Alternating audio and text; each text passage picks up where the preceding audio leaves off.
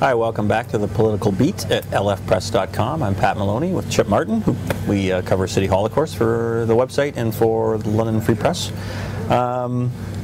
So, Chip, another week in paradise, I guess, for us. Particularly so last Thursday and Friday when the operating budget was debated. Thought it would take one day, ended up taking 2 full days. It's still not done, but...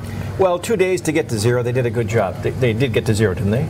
No, not even close. No? No, not even close. Wasn't that the target? 0.7% was the target. So there was a series of 50 potential service cuts. The savings that they would create would get council to within shouting distance of zero, effectively at 0.7%. They are instead at 2.5%. Oh, I must have nodded off. I thought they were going for zero.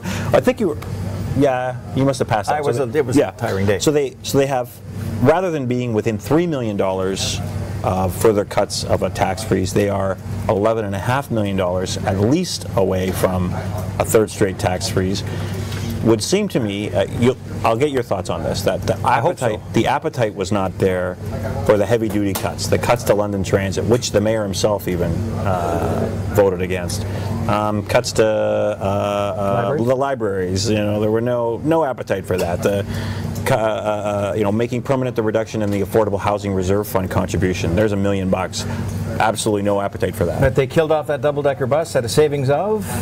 $11,000. Oh, well, there's progress. Yeah, there's some progress there. So it would seem to me that collectively it takes some heavy-duty guts to make some of those cuts, and they didn't have them. They've talked the talk, and they're not walking the walk yet, Patrick. Right. And we're also seeing some signs that there's additional expenditures that may be coming. Most recently, Lorne Avenue School, there's some suggestion that there might be $1 million. Yeah, that would be $1 million item. Sort of set that up and then spend $1 million upgrading part of that school to put some city services in there, which could convince the school board to keep the school operating. It looks like they're going the wrong way. And the question for you is, why are they not getting to where they said they wanted to get? Well, I think that the long and the short of it would be there's constituents whose concerns have been raised much like last year, but unlike last year, they're being listened to by some of the members of the voting bloc that had passed the tax freeze last year. And I can't help but wonder if, while it's one thing to say, 2014, the election is a ways away, we're only a year away from when councillors have to will start declaring their interests. I can't help but wonder, and maybe I'm totally wrong, that some people are already looking toward 2014 and thinking, if I'm Denise Brown in Wortley Village, and they certainly don't take too kindly to library cuts, I can't support that. Well, I just heard Dale Henderson on the radio this morning talking about that zero is still in the cards, and 60% of Londoners want zero, a tax freeze. He's used that number, that 60% number before. Where does that come from? I don't know. Planet Henderson? Yeah, I don't know. I wonder if it came from an lfpress.com poll of some maker. I don't know, but which are unscientific. The calls that you and I get are a lot of people concerned about losing services, and I'm wondering that if those sorts of calls are coming into members of council now that the rubber's hitting the road, that maybe they're starting to see maybe zero is not in the cards this year. But I wonder if you'd agree that for those concerned about the loss of, I guess, what we'll call core services or essential services, it's been through the meat grinder. They survived. They're not going away. And I'm not going to say there's not going to be a tax freeze, because I think that a push toward pulling money out of reserves is definitely not off the table. Oh, no. We got some hint from Mayor Fontana last week, again, that interest rates are at a historic low. We should be taking advantage of that in order to borrow money to increase our debt.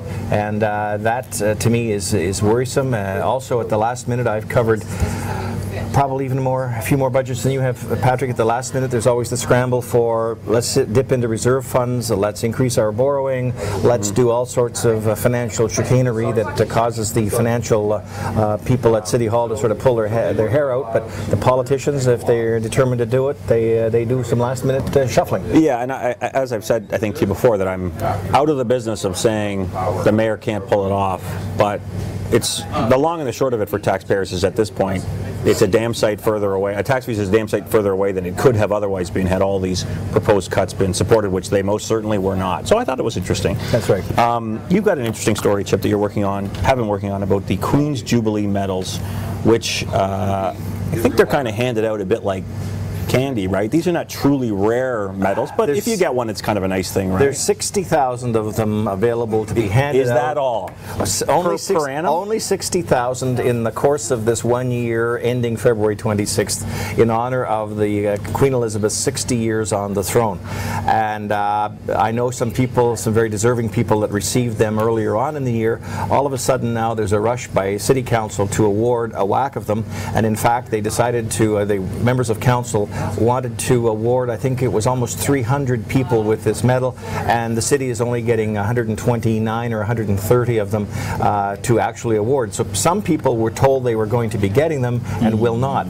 And members of council are included in that. Members of council were told that they would be getting a Queen's Jubilee medal? No, the mayor nominated the members of council. He's described this as the greatest council ever, and I think he's acknowledging their work by having them all nominated for this medal. However, we understand that they may not all receive medals because the medal bin is empty. Wouldn't it be interesting to see which ones do and don't get it? I'm going to be very interested to see which members of council get it and which ones don't, and I'm wondering if it might be an 8-7 breakdown or a 7-7. No, it'd be, because the mayor's not included. It might be a very interesting breakdown, but the list will be released, I'm hoping, next week when they have this party to celebrate everyone who's been nominated rather than just the award winners. Right, and I think it was in October where we were forced, I would say, to address the issues at City Hall and call this the worst council ever, and the mayor seems to be trying to counter that with his his positive push, where he called this the best council ever at his... And all the 15-0 votes in recent days, making a big joke about that everybody's on side. Yeah, everything's tickety-boo, and at his State of the City address, he referred to it as the best council ever, and I think a lot of people would maybe have a little trouble agreeing with that, but well, that's very, very interesting. So what should be a pretty clear-cut honor has become a little bit of a mess, I guess. I know that there are some very, very, very deserving people that have been awarded the medal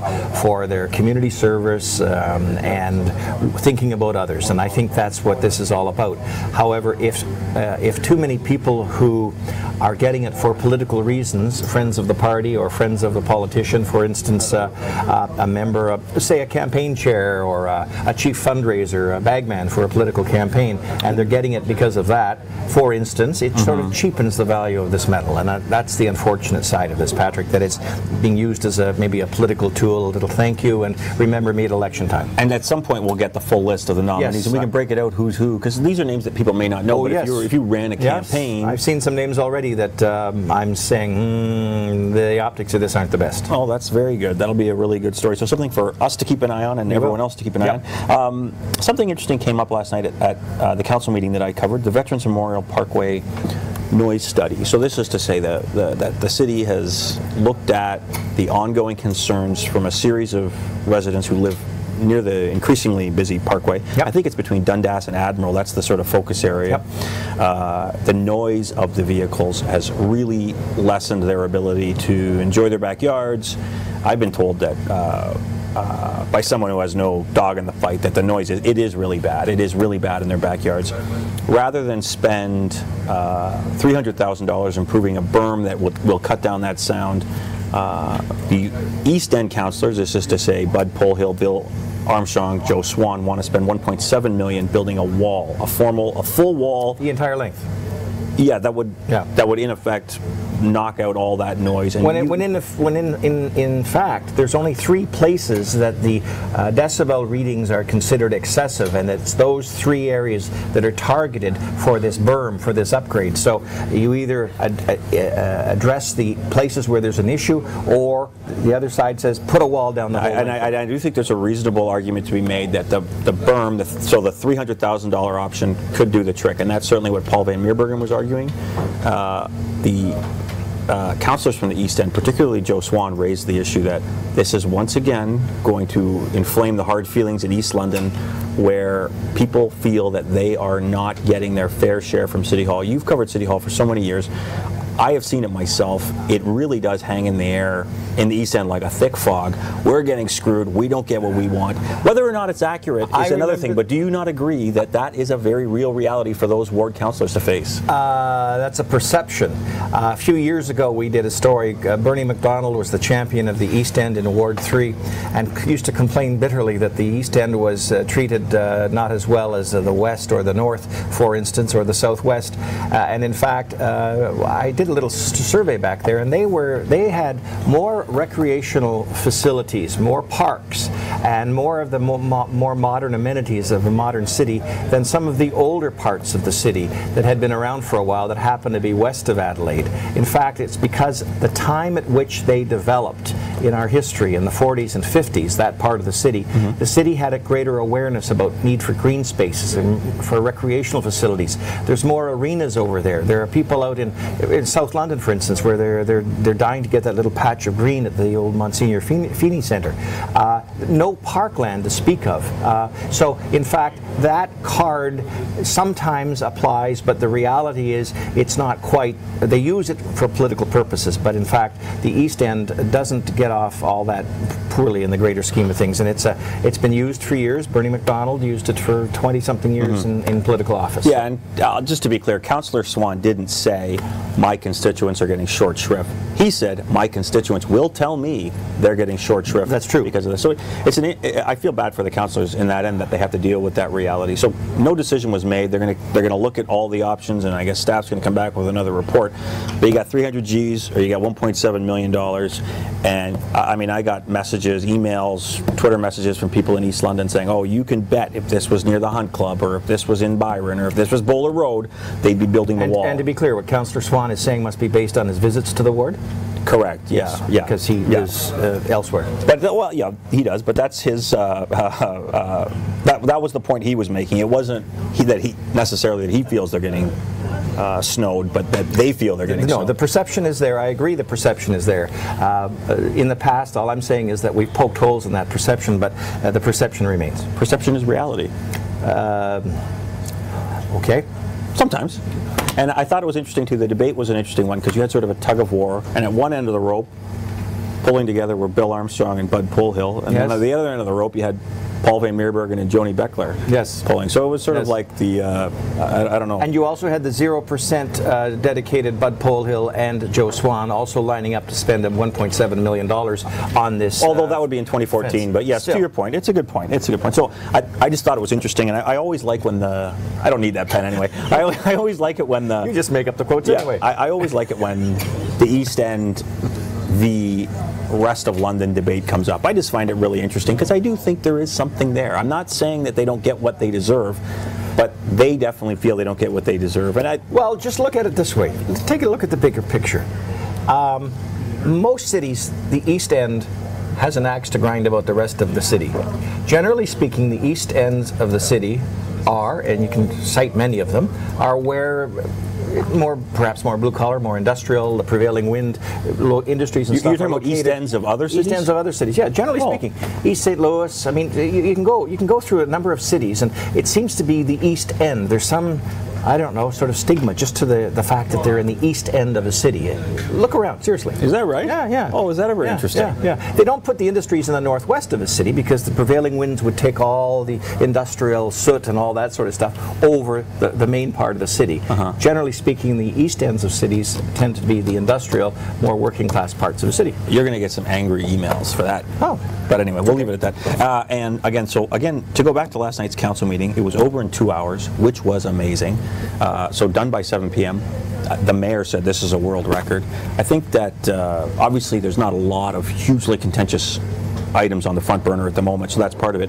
But another part is they've returned to the bi-weekly council meeting. So that is to say they meet every 2 weeks, which had been the standard. You went to council last night, Pat? Right. And 1 o'clock, 2 o'clock, when did you get out of there? Done by 7 p.m. 7 p.m.? Yes. Oh, whereas, is that why you look so well rested? Yeah, I look bright-eyed and bushy-tailed today. Whereas it had been about a year or so where they were meeting every 3 weeks. And when you had a heavy council agenda, which was, it seemed for a long time, there were lots of things going on, they were going until 12 o'clock at night, 1 o'clock at night. And just from my own perspective, when your first deadline is 8:30, it was a nightmare. So that's our problem, but members of council don't do really good thinking, I think, after 11 o'clock at night. And there were major issues being voted on at 12 o'clock, 1 o'clock in the morning, and this is not an easy thing, especially when you've worked all day, if you're Sandy White or Paul Van Meerbergen or whomever. So the return to the bi-weekly council meetings, I think, is a great move, and I'm assuming staff had a role and the clerk's office had a role in setting that up. I'm just really pleased that they did it for myself, and I think it's better for the city because these meetings are going to be a lot more manageable. And it's a system that's worked for decades. I don't know why they changed it. I'm glad they've changed it back. Well, they keep changing the names of committees, and they've got this one committee, what's it called? Strategic Priorities and Policy Committee, which is in effect a committee of the whole. It's the entire group of council members sitting around and talking business, and then a couple of weeks later, they'll go and sit around the same members of councils talking about the same business. Quite frankly, if that isn't redundant, I don't know what is. Well, it's council advising itself, I guess. Jeez. But they've been doing that forever. That's not new. No. We had a board of control before that sort of dealt with financial issues and sort of was the distant early warning system for some of these issues. And committee of the whole, if they had it, was held on council night during the meeting. So, I mean, quite frankly, I think that's why are you convening twice to talk about the same things? That's redundant. Yeah. The Department of Redundancy Department is in charge of that. Gotcha. Okay. Well, I think that's got everything pretty much covered off for now. So, on behalf of Chip, thank you for watching. And check us next week at lfpress.com.